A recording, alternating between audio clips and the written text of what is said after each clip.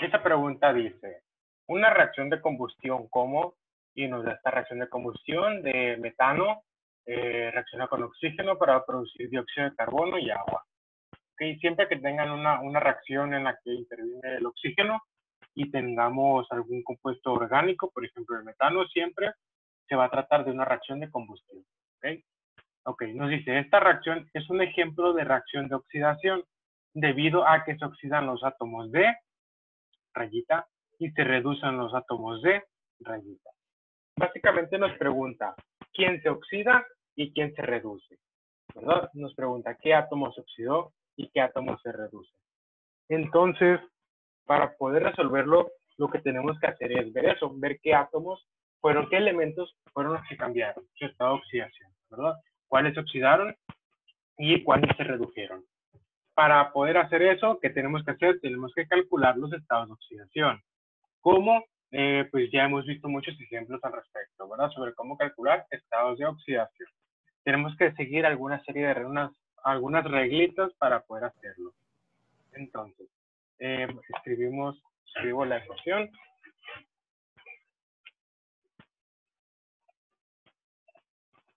Vamos a la pizarra. Y tenemos que la ecuación es metano más oxígeno produce dióxido de carbono y agua. Y nos da la reacción ya balanceada, ¿verdad? Nos dice que son 2 aquí y 2 acá. Las letras que hay entre paréntesis, lo que nos dicen nada más es el estado de agregación en el que se encuentran los elementos, ¿okay? Las moléculas, las sustancias. Es decir, que están en estado gaseoso, líquido o sólido. Entonces, para poder saber qué elementos se oxidan y qué elementos se reducen, hay que calcular los estados de oxidación de cada uno de los átomos de esta ecuación y después ver cuáles cambiaron. ¿Ok? Hay que seguir las reglas. Una regla nos dice que si el elemento es libre, su estado de oxidación es 0, ¿verdad? Aquí el oxígeno está libre, el oxígeno diatómico, por lo tanto el estado de oxidación es de 0.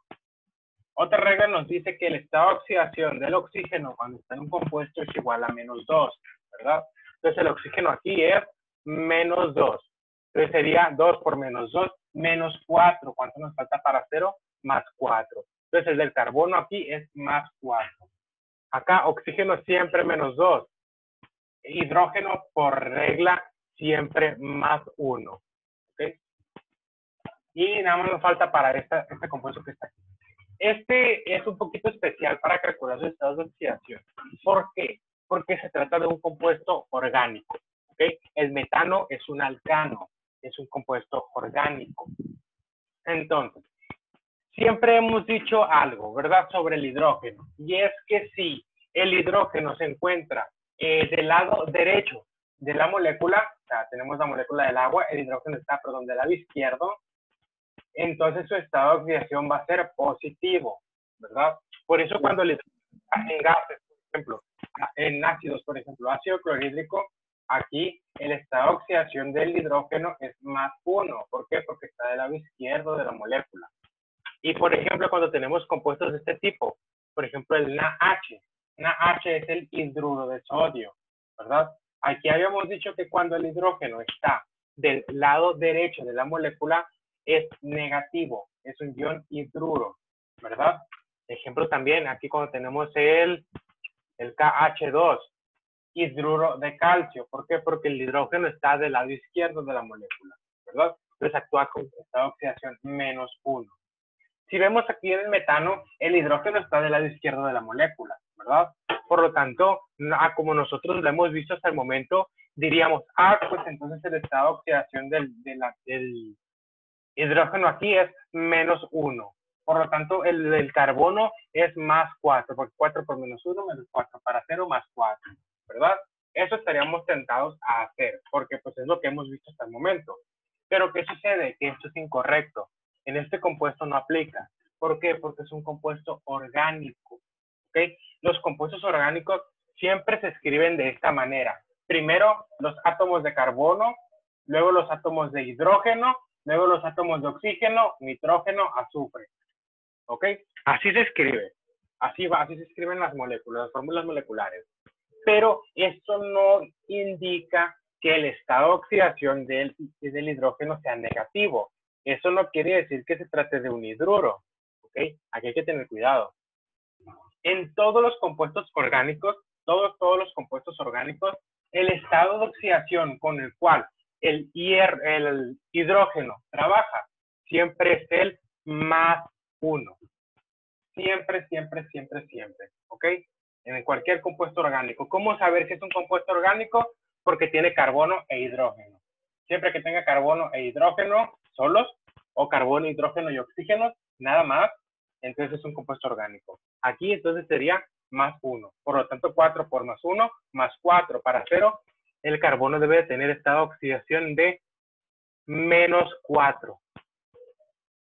Si se dan cuenta, en los compuestos orgánicos se escribe diferente, ¿verdad? En los compuestos normales, ¿qué pasaba? Que de este lado siempre estaba el negativo y acá el positivo. Pero acá no, aquí se invirtieron los papeles.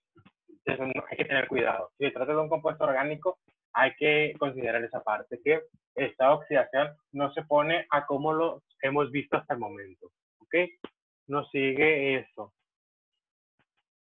Entonces, ahora sí ya tenemos estados de oxidación. ¿Qué hay que hacer? Hay que ver quiénes cambiaron. Quién se oxida y quién se reduce. Cambió el carbono, ¿verdad? El carbono pasó de, teníamos carbono -4 a carbono +4. ¿Y qué otro cambió? Cambió el oxígeno. Teníamos oxígeno 0, cambió a oxígeno -2. ¿Qué pasó con el carbono? De negativo pasó a positivo. Es decir, se hizo más positivo, ¿verdad? Si se hace más positivo, ¿qué significa? Significa que se oxida. ¿Qué pasó con el oxígeno? El oxígeno pasó de 0 a -2. Entonces se hizo más que se hizo más negativo, ¿verdad? Si se hace más negativo, ¿qué significa? Que se reduce. Entonces, listo. Ya sabemos quién se oxida y quién se reduce. Entonces ya podemos resolver la pregunta, ¿verdad? La pregunta nos decía que la primera rayita es que se oxidan los átomos de, dijimos que los átomos que se oxidan son los de carbono. Entonces, carbono opción A, carbono opción D. Ahora hay que ver cuál es la correcta. Se reducen los átomos de, nosotros dijimos que se reducían los átomos de oxígeno. Entonces, la opción D dice carbono y oxígeno en el orden que debe de ser. Entonces, la opción correcta es 28. Se oxida, perdón, la de la 28 es la opción D. Se oxidan los átomos de carbono y se reducen los átomos de oxígeno. Y listo. ¿Qué hay que tener presente en este problema nada más? Que tenemos un compuesto orgánico. En los compuestos orgánicos, siempre el estado de oxidación del hidrógeno es +1, aunque se coloque en esta parte, ¿ok? Aunque se ponga del lado izquierdo, del lado derecho, perdón, de la molécula. Es positivo. ¿Cómo se decide tratar de un compuesto orgánico? Porque tienen exclusivamente carbono e hidrógeno. En ocasiones carbono, hidrógeno y oxígeno, ¿ok? Y listo. Entonces 28 ya quedó listo.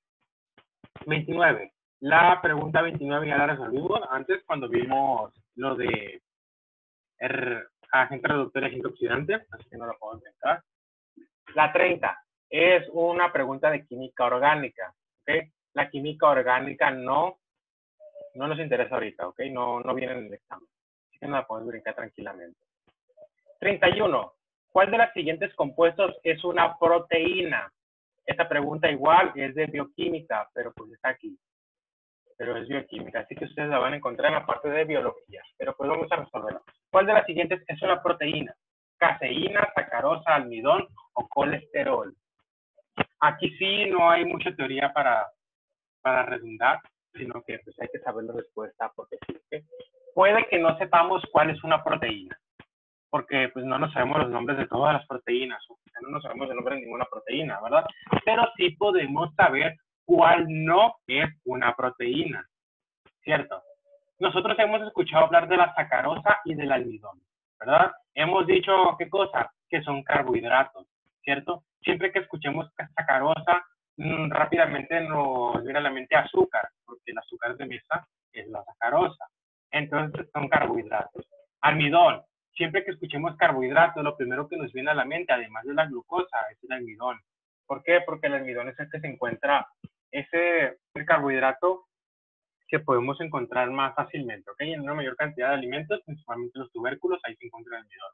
No es más que glucosa unida por enlaces beta-glucosídicos. ¿ok? Entonces, sacarosa y almidón son carbohidratos. El colesterol, pues ¿quién no sabe qué es el colesterol? ¿Verdad? El colesterol es un lípido. Es un lípido. Entonces, ¿cuál nos queda? La opción A, la caseína. Y efectivamente, la caseína es una proteína. Entonces, listo. Nos vamos a la pregunta siguiente, la 32. Dice, a presión estándar, el carbono grafito es más estable que el carbono diamante. Para la transición, carbono de grafito pasa a carbono diamante, se cumple ¿qué? Y nos dice esto, ¿verdad? Esto yo dudo mucho que se los pongan en su examen. De hecho, nunca lo he visto en ningún Ceneval. ¿Okay? Así que no tengan miedo con esto. Esto es energía libre de Gibbs.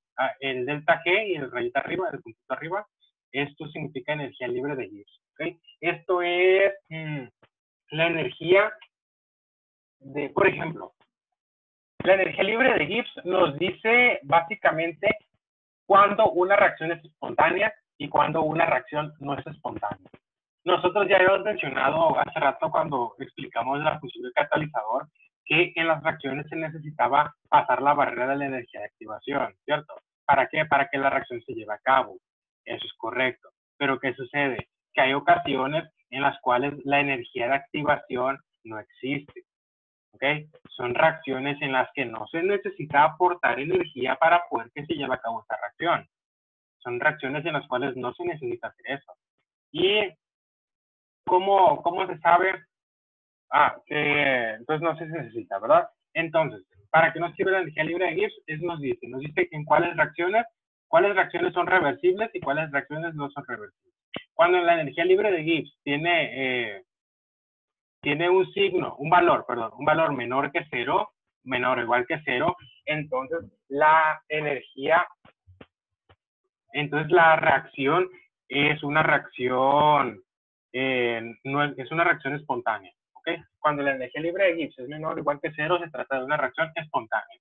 Es decir, cuando la energía libre de Gibbs tiene valores negativos, la reacción se puede llevar a cabo espontáneamente. Es decir, solamente basta con colocar, si se trata de dos reactivos, por ejemplo, mezclar los dos reactivos y la reacción se llevará a cabo. En cambio, cuando la energía libre de Gibbs es mayor o igual que cero, o sea, tiene valores positivos, entonces se necesita aportar energía al sistema para que la reacción se lleve a cabo. ¿Okay? Eso nos dice básicamente la energía libre de Gibbs.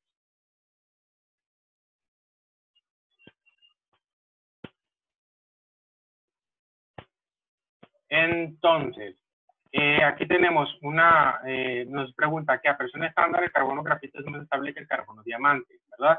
Eso que nos dice, que el grafito es más estable que el diamante. Entonces, ¿qué nos viene a la mente? Bueno, antes de eso se nos viene a la mente. En la naturaleza, todo busca llegar a una estabilidad, ¿cierto? En la naturaleza, los productos son más, los productos que se buscan formar, o sea, los productos que la naturaleza se busca formar son los productos más estables que se puedan, ¿ok? Energéticamente hablando. Entonces, en la naturaleza, por ejemplo, aquí nos dice a presión estándar, ¿ok? Entonces, en la naturaleza, por ejemplo, a presión estándar, hay reacciones que no se van a llevar a cabo. ¿Por qué no? Porque llevar a cabo esa reacción requiere invertir muchísima energía.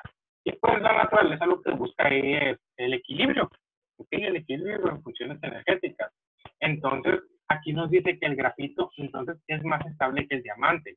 ¿Eso qué significa? Que si estamos a presión estándar, entonces es más probable que tengamos grafito a que tengamos diamante.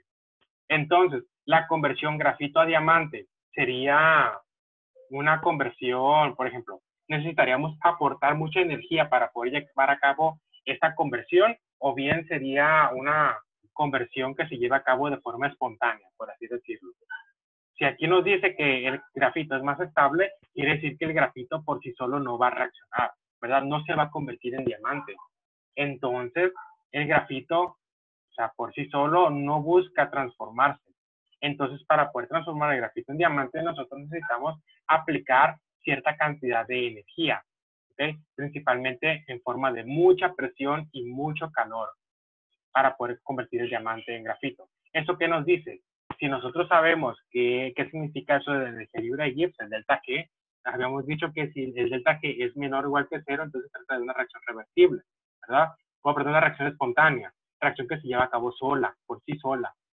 En cambio, si se trata de un delta G positivo o mayor que 0, significa que la reacción necesita energía para poder llevarse a cabo. Entonces, esta conversión de grafito a diamante sí necesita energía para llevarse a cabo, ¿cierto? Porque el grafito a presión y temperatura estándar es grafito y no se va a convertir en diamante por sí solo. Entonces, el delta G tiene que ser mayor que 0. Es decir, tiene que tener un delta G positivo. Porque si fuera negativo o fuera menor o igual que 0, o sea, fuera menor que 0 o bien menor o igual que 0, eso significaría que la reacción se lleva a cabo espontáneamente. ¿Ok? Me explico. Que solito el grafito se convierte en diamante, así nada más ponlo en la mesa y un lápiz y ya se hizo diamante. ¿Ok? Eso significa que el delta G sea negativo o sea menor o igual que 0. Entonces la respuesta para esta pregunta sería la opción B, delta G mayor que 0. ¿Por qué? Porque si el delta G es mayor que 0, o sea, es positivo, entonces se necesita aplicar energía para que se lleve a cabo esta reacción. Y como nosotros sabemos, efectivamente, por sí solo el grafito no se convierte en diamante. En resumen, preguntas de este tipo, delta G, no les van a preguntar. Estoy seguro que no les van a preguntar. ¿Ok? Así que si no entendieron algo, no pasa nada. La pregunta 33, ya la vimos, la función del catalizador en el examen anterior. La 34, química orgánica, no viene. 35, también química orgánica, no viene. Y listo. Entonces, este examen parece que ya quedó. ¿Ok? ¿Alguna duda con las preguntas que vienen aquí de química en este examen antes de brincarnos al siguiente?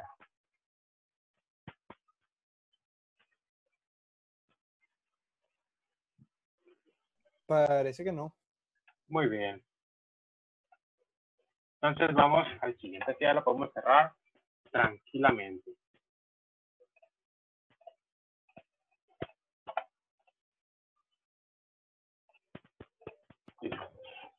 Ahora vamos con este otro examen, ¿ok? Las otras eran guías desde el UNAM, las dos. Esta es una guía del Poli. ¿Ok? Al final de cuentas, lo que nos interesa a nosotros es la parte de química, preguntas de química. Entonces vamos a comenzar con la primera. Igual, aquí hay preguntas que no vamos a ver porque no son necesarias, no vienen en el temario de Ceneval, así que nos los vamos a brincar. La 1 nos dice, ¿a cuál de las 4 unidades de concentración más comunes pertenecen las siguientes unidades? Y nos dice M mayúscula es igual a N y dice soluto abajo, entre L y dice disolución abajo. Ya alcanzan a ver esto, ¿verdad? N soluto, L disolución. Y dice opción A, molar, molal, normal, porcentual. ¿Ok? Aquí vamos viendo. Nos dice que esto es una unidad de concentración, ¿verdad? Y nos dice cuál de las 4 es. Pues para poder saberlo hay que recordar qué unidades de concentración hay, ¿verdad? Nosotros vimos molar, molal, porcentual. La normal no la vimos. ¿Por qué? Porque no se utiliza mucho. Así que no es relevante, casi no se usa. Entonces, recuerden, siempre que haya una M mayúscula en química, ¿qué significaba? Significaba molar, ¿verdad? Cuando la M en minúscula, significa molal. Así que si nosotros vemos esta formulita, puede que no sepamos cuál es la respuesta correcta, ¿verdad? Pero nosotros sí estamos seguros que no es porcentual, porque de entrada no hay ningún por 100 por ningún lugar. Y si no hay ningún por 100 por ningún lugar, entonces no se trata de un porcentaje, ¿verdad? Entonces porcentual la quitamos. Normal no lo vimos. Entonces de entrada lo quitamos. ¿Por qué? Porque no lo conozco. No sé de qué habla, pues lo voy a omitir. Entonces me queda molar y molal. Entonces, ¿cuál es? Pues recuerden, la molaridad es igual a ¿qué? A las moles del soluto entre el volumen de la disolución, pero el volumen en litros. Entonces, la M mayúscula, que es igual a moles de soluto entre litros de disolución, le corresponde a la molaridad. ¿Okay? La molaridad es igual moles de soluto, pero dividido entre la masa del disolvente en kilogramos. ¿Ok? Esa es la diferencia entre molar y molal.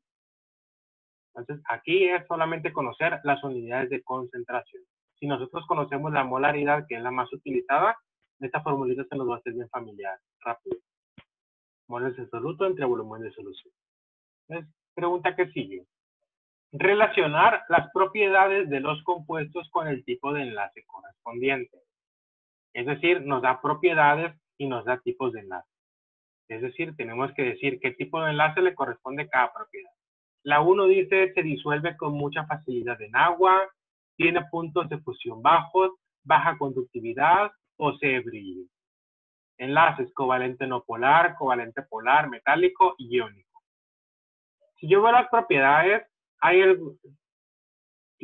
son 4. De las 4, 3 están como que muy enredositas. Por ejemplo, se disuelve con mucha facilidad en agua. Pues, ok, se disuelve con facilidad en agua. Tiene puntos de fusión bajos. Ok, tiene puntos de fusión bajos. Baja conductividad. Ok, tiene baja conductividad. Posee brillo. Aquí ya me da una idea. Posee brillo. ¿Quiénes poseen brillo? Si nos vamos a los tipos de enlace, dice metálico, ¿verdad? Entonces, nosotros recordemos, una de las propiedades de los metales es que son muy brillantes, ¿cierto? Tienen colores brillantes, poseen brillo, además de que son maleables y dúctiles. Entonces, nosotros con el simple hecho de saber eso, yo estoy seguro que los metales poseen brillo. Así que yo estoy 100% seguro que posee brillo es metálico. O sea, 4C. Entonces voy a ver las opciones, ¿cuál dice 4C? La opción D dice 4C, las demás no. Entonces, de entrada, yo ya sé que la opción D es correcta. ¿Ok? Así de rápido ustedes van a resolver el examen. Así tienen que hacerlo, ¿ok? Ustedes tienen que ver lo que, si les da, por ejemplo, este tipo de problemitas, este tipo de preguntitas, bien las propiedades, ustedes identifiquen. No se traten, no agarren la primera y ya, a la primera le quieren dar una de estas. No, sino que ustedes lean todas, lean todo primero antes de resolver. Lean todo, exactamente todo antes de resolver. Luego vean, esta se me hace fácil, creo que sí la sé. Entonces, tómenla y asignenle un enlace acá, por ejemplo, metálico. Yo sé que el tipo de brillo es metálico. Entonces, 4C, pues busco un de ahí 4C. Y si nomás hay en una, pues de ahí soy. Esa es la respuesta correcta. Pero si no, si por ejemplo hay dos opciones con la opción que yo creo que es correcta, entonces pues ya puedo descartar las otras porque estoy seguro que las otras no son correctas. ¿Ok? Vamos a ver las demás, nada más para confirmar. Dice, se disuelve con mucha facilidad en agua. Covalente no polar, covalente polar, iónico. Primeramente, se disuelve en agua. Vamos viendo, agua, solvente polar. Entonces, los covalentes no polares no se pueden disolver en agua, ¿cierto? Porque lo polar disuelve lo polar, lo no polar disuelve a lo no polar. Entonces, 1A no puede ser. De entrada, si aquí veo en A y ese 1A, ya descarto esas dos. Y ya me quedo con 2 nada más. Eso hubiera pasado si yo hubiera tomado desde la primera intentar resolver, ¿verdad? Entonces, aquí yo ya estoy entre covalente polar y iónico, ¿cierto? Con la 1. La 2, tiene puntos de fusión bajos. Recuerden, sí, bueno, tiene puntos de fusión bajos, ¿ok? Recuerden, puntos de fusión bajos. Todos los enlaces de tipo covalente van a tener tipos de fusión bajos, ¿verdad? Ya sea covalente polar o covalente no polar, ambos tienen puntos de fusión bajos. En cambio, los iónicos y los metálicos no, tienen puntos de fusión altos. Baja conductividad, ¿ok? Baja conductividad. ¿Quién tiene baja conductividad? Pues vamos viendo. Los iónicos, nosotros sabemos que los iónicos conducen electricidad, ¿verdad? Nosotros sabemos, que no puede ser esa. Metálico ya supimos, los metálicos sí conducen electricidad, pero nosotros ya se la asignamos a uno. Covalente polar. Los covalentes polares se parecen mucho a los iónicos, ¿ok? ¿En qué? En el aspecto de que cuando tenemos una solución con ellos, se polarizan, ¿cierto? Tanto los compuestos iónicos como los covalentes polares se polarizan. Así que los covalentes polares pueden, en determinadas ocasiones, llegar a conducir electricidad, por el simple hecho de ser polares. Es decir, tienen electrones en ambos extremos, lo que hace que se formen, por ejemplo, dipolos. ¿Ok? Entonces la opción correcta sería la opción B. ¿Alguna duda con tipos de enlace? ¿Con características de los tipos de enlace o algo por el estilo? No, profesor. Muy bien, entonces vamos a la siguiente.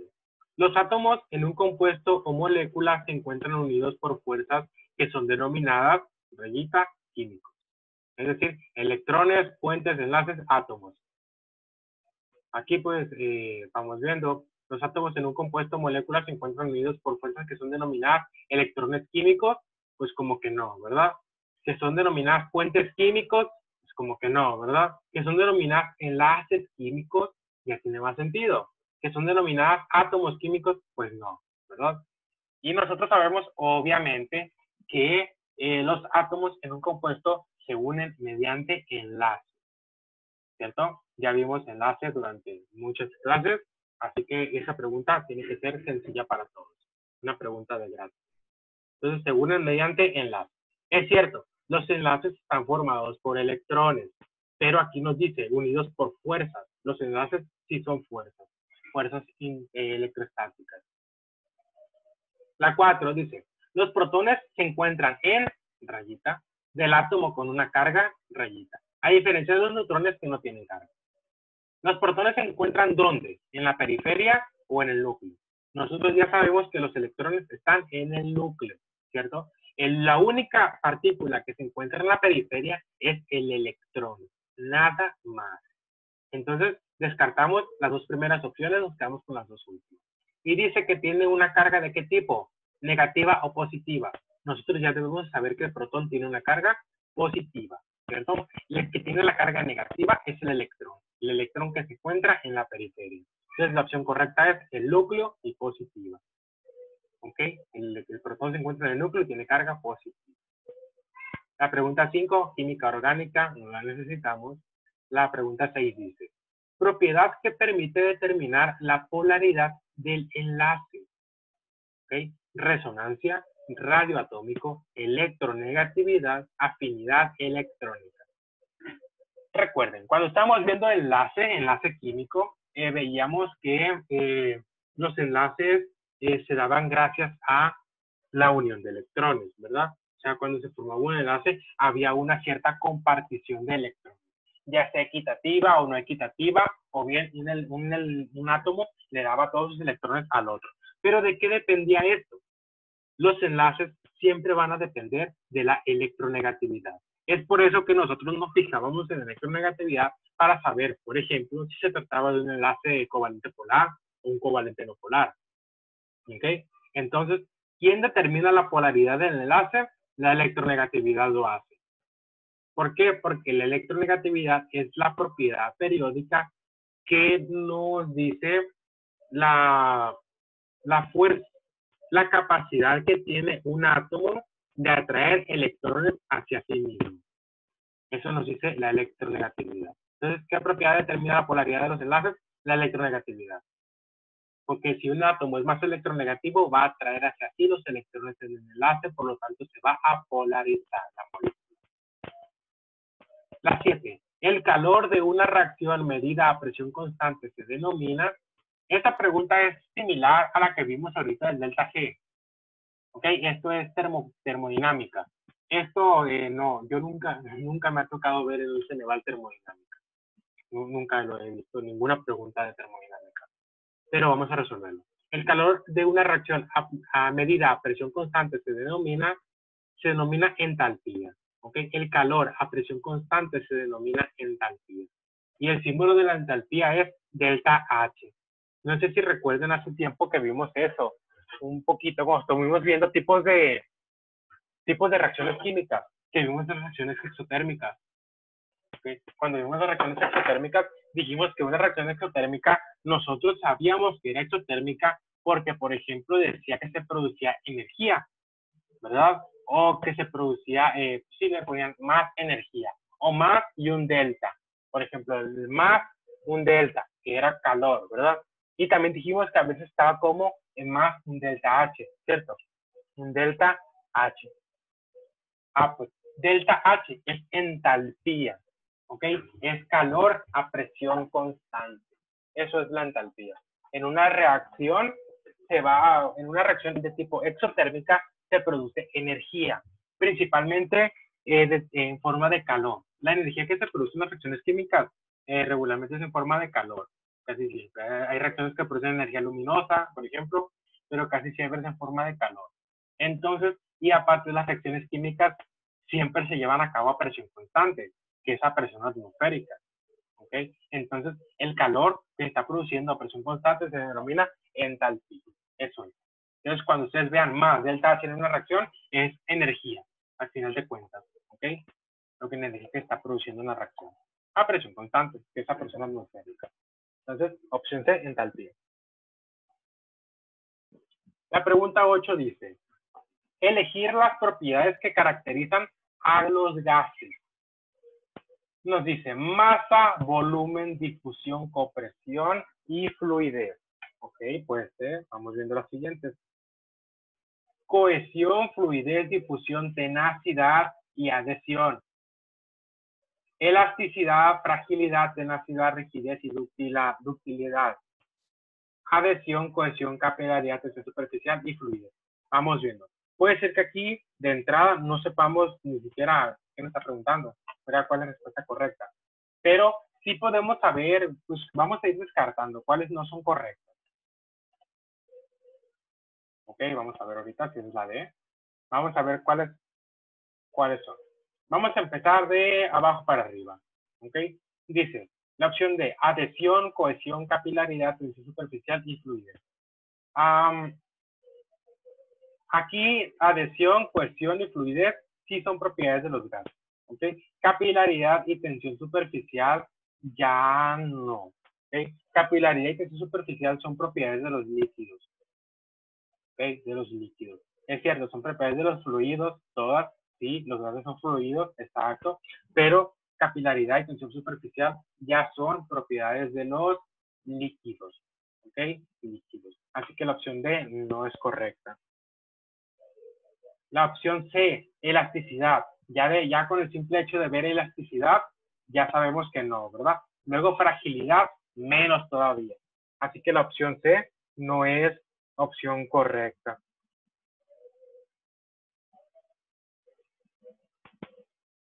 Entonces vamos con la siguiente, la B. Cohesión, fluidez, difusión, tenacidad y adhesión. ¿Okay? La opción A, masa, volumen, difusión, compresión y fluidez. Ahorita ya descartamos C y D, nos quedamos con A y con B. Vamos a comparar ambas. ¿Ok? La opción A, masa, volumen, difusión, compresión y fluidez. O sea, los gases tienen masa, ajá, los gases tienen volumen definido, no, es una propiedad de los gases que no tienen un volumen definido. Vamos a ver. La difusión, que un gas puede difundirse, o sea, adaptarse al espacio donde se le coloca. La compresión, los gases sí pueden comprender, se le puede aplicar presión. O sea, ¿por qué? Porque las partículas están muy dispersas, entonces sí hay mucho espacio entre ellas, por lo tanto si se le aplica presión, pues sí se puede comprimir. Fluidez, pues los gases son fluidos, al igual que los líquidos, así que sí pueden fluir. La opción B, cohesión, fluidez, difusión, tenacidad y adhesión. Aquí en la opción B hay una muy que nos dice si esta puede ser correcta o no. Es la tenacidad, ¿ok? La tenacidad. Si nosotros vamos a la definición de tenacidad, ¿ok? Nos dice que la tenacidad es la capacidad de un cuerpo para deformarse sin romperse. ¿Ok? Eso es la tenacidad, supuestamente. Yo, la verdad, no sé mucho de física, pero tenacidad, entonces, es la capacidad que tiene un material para deformarse sin romperse. ¿Los gases pueden deformarse sin romperse? Pues no, porque los gases, en teoría, no tienen forma definida, ¿cierto? Los gases, pues no. Los gases adoptan la forma del recipiente en el que se encuentran o del espacio donde están. Así que, pues, si tomamos en consideración eso, la respuesta correcta sería la opción A. ¿Ok? Donde los gases sí cumplen con todas estas características o propiedades. Las otras tres tienen algunas que nos hacen dudar y están seguros de que no son la respuesta correcta. Entonces vamos a la siguiente. La 9. El cianuro de potasio tiene la fórmula y nos da esto. Aquí hay otra cosa. En la guía para examen Ceneval no menciona nada acerca de nomenclatura. ¿Okay? Y yo, en lo personal, nunca me ha tocado ver que en un Ceneval venga algo de nomenclatura. Por eso solamente vimos lo que son las funciones químicas. ¿ok? Los hidruros, diácido, hidróxido, salvinaria y todas esas cositas, ¿ok? Así que este tipo de preguntas dudo mucho que les vayan a preguntar. Pero bueno, vamos viendo. El cianuro de potasio tiene la fórmula. Aquí tenemos que saber nomenclatura para poder resolver este componente, esta pregunta, ¿ok? Nos dice cianuro de potasio. La fórmula de cianuro de potasio es la opción B, KCN, ¿ok? CN es el grupo cianuro, potasio. Cianuro de potasio. La opción correcta es la B. Pero pues como les repito, en lo personal nunca me ha tocado ver que en un Ceneval venga algo acerca de nomenclatura. Si les ponen fórmulas químicas, pero para que ustedes digan, por ejemplo, cuántos elementos de fundamento hay, o estados de oxidación, o cosas por el estilo. ¿Ok? Nunca nombres, nunca nomenclaturas. La pregunta que sigue, sí, aquí sí les pueden preguntar en el examen, funciones químicas. Relacionar el compuesto con la función química. Y nos dice hidruro, oxácido, hidróxido, salvinaria. Y nos da sus compuestos, ¿ok? Hay que decir quién es cada uno de ellos. Me marca aquí la plataforma que queda menos de un minuto. Los voy a sacar, aunque voy a cerrar la sesión y se vuelven a meter, ¿ok? Nomás los saco y ya vuelven a entrar. ¿Les parece? Para continuar con esto. Ok.